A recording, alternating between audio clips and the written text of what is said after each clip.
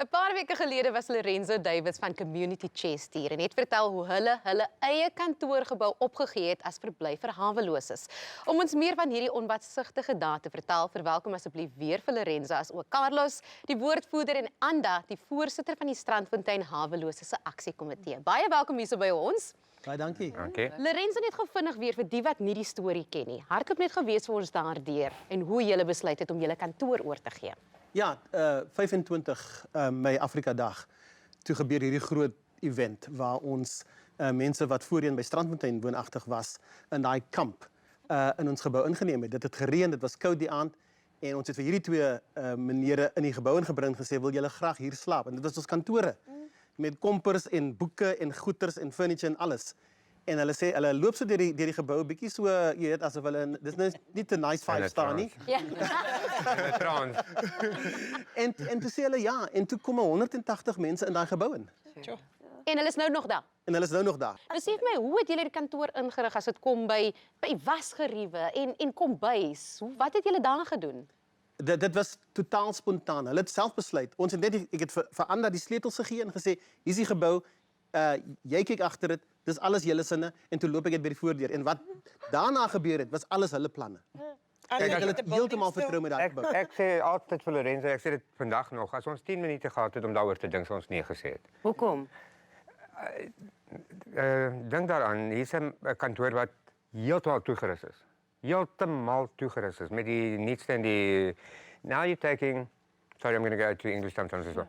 You're taking 178 people that were living on the street previously, when Strandfontein, everybody's on a level of emotionally that you can't even determine what they'll do. And also, you know, even people on the street have preconceived ideas of people on the street. We didn't know each other. I mean, we were thrown into Strandfontein as one group, not taking into consideration that that grouping had various different subgroupings. Yeah. And so here we sit and the two of us looked at each other and we thought, okay, well, it is storming out there and it is raining and they're going to hate us if we don't. So ons moet hulle maar inneem. Maar die volgende oggend toe ons wakker word, toe dog ons, wat het ons hier aangejaag deur te sê ja. En toe ek opstaan, toe gaan ek en ek kom in by die lifts om af te gaan kantoor toe en ek sien hier begin iemand alreeds die huise se mure af te vee met sanitizer. Toe dacht ek, okay, well, maybe we should do the right thing. And then we've been there, as I say, it's close on 2 months now. We are going on 2 months. En wat is die gevoel danger onder almal? What are the feelings like? Yeah, it's like basically, at first, it was not that, as Carlos has just said now, it was not very ideal because we have never been in a space like that and with so many people and also taking the risk.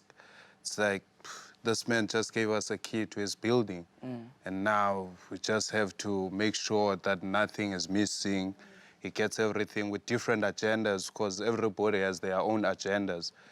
But still, we're still standing and everybody happens to be quite happy to be there and everybody is enjoying the space. You know, they're also grateful to the man for what he did for them. Because taking out somebody from the streets is not what many people do, you know. But now this man just came from nowhere and just said, guys, here's the building. Just utilize it. And it depends on whatever way that you want to use it. But just make sure I get my building back, I get my key. Talking about the different people from different walks of life that are actually homeless and are living at the building. Women, children, what are the age differences? Okay, there's no children. This is basically due to Strandfontein not taking children. There were a few, but they went into care. Women, much less. It's the usual shelter type of setup where you've got maybe 20% women, 80% men. Most of them around 30, 40. You get your exceptions as well. We luckily ironed out a lot of the things that we had a problem with in Strandfontein. For example, we were living with people with disabilities, chronic patients, people that had, you know, TB and weren't getting medication, and that we ironed out through the Human Rights Commission, of which Lorenzo was a part. That's how we actually initially first met.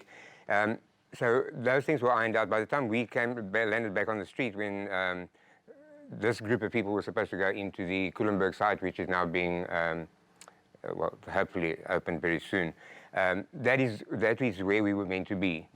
we didn't choose for the streets. We had opted to go into Kulenburg when it was done. Unfortunately, the city wasn't done with the building when we were taken out of Kulenburg, out of Strandfontein. So we basically were dropped off in Kulenburg. At Kulenburg was nothing. I mean, there was absolutely nothing. And a week later, as I said, on the 25th, when Lorenzo made that offer, it was basically because of the stormy weather and everything. And obviously, we're desperate to get into a place. But what's important is what it has done for those people. You know, you have, I think the fact that he was so, I mean, generous to a fault, but I mean, that idea that somebody's handed the keys to a 3-story building with all these things in here, it's a shock to the system. So you're going to respect that person and you're going to respect their building. No, not necessarily. It's a choice. It's a choice you make. Well, they made that choice. And, you know, with the exception of 8 people that we were not happy with their behavior and that we, as Lorenzo also put us in charge of the building, so it was a question of if you're not happy with what's happening here, you call the shots. So you either, you know, evict or call police or whatever, handle it in your own way. So we had to evict 8 clients from there. The rest have used the facilities. For example, they've allowed us to use 3 computers. We've been able to do CVs for people, do applications for jobs, etc. So that's baie meer vriendelike spasie vir julle. En waar kry julle kos? Hoe werk dit? Oh, it's still the same thing. It's like Mr. Lorenzo Davids here, what he has done, he has actually tried to come along and also assist us with the food, because at first we never really knew where we're going to get everything, only supplied us with 2 meals, but now is supplying us with 3 meals a day. Sure. You know, his community chest is basically paying for everything that's there. So out of the generosity of their hearts, they're doing that to make sure that, you know, whenever if somebody has to go out in the morning and go and look for jobs, they don't go out hungry. Yeah. You know, they don't have to go and stand on the streets and start to beg, you know. Because what he did, he wanted to take out people out of the streets. But now it's actually, he didn't want people to go and start begging from the streets. He wanted people to start doing something for themselves and try to find jobs and go out there in the world, be seen, clean, neat. So actually, Community Chest is doing a lot at the moment. Yeah, because that's But also still your doing leadership, both of your leadership, Yeah. you know, to keep that positive space and, you know, to protect the building and so on. It says a lot about the 2 of you as well, so well done. Ek stem baie saam, ja. Ek wil net terugkom na daai onbaatsigtige daai. En ons ken mos nou vir Suid-Afrika, niemand vertrou niemand nie, né? Let's to be honest. Vir jou om jou hart so oop te maak en te sê, well, I'm just going to give it to you.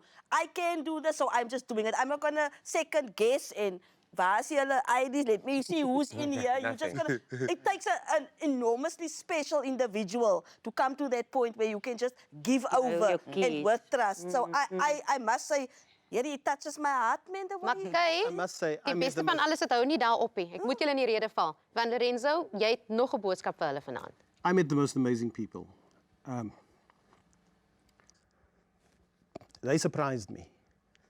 I was surprised by joy. I was surprised by their leadership. I was surprised by the responsibility. I would do this a million times over if I do it with these guys. Everything, nothing has disappeared from the building. I want to tell the audience in this country, everything is as it was. They clean it every day. They look after it every day. It's perfect. And it's because of leaders like these that lived on the streets a day before I met them. And they showed us what they have. And so tonight I have a gift I want to give them. And to Carlos and Anda, for your exceptional leadership of the homeless community in the city of Cape Town, and for all that you've done to prove to South Africans that you can be trusted as individuals. Community Chest is setting up a fund for you with 100,000 Rand to provide jobs for homeless people. It's our gift to you guys to continue the work that you are doing by having 100,000 Rand in a fund that will pay for work in the future for all of you and ongoing as it may be required. So that's our gift to you tonight, in addition to everything. Standing ovation. Ja. Ek stem. That's brilliant. Carlos, Anda, wat wil julle sê?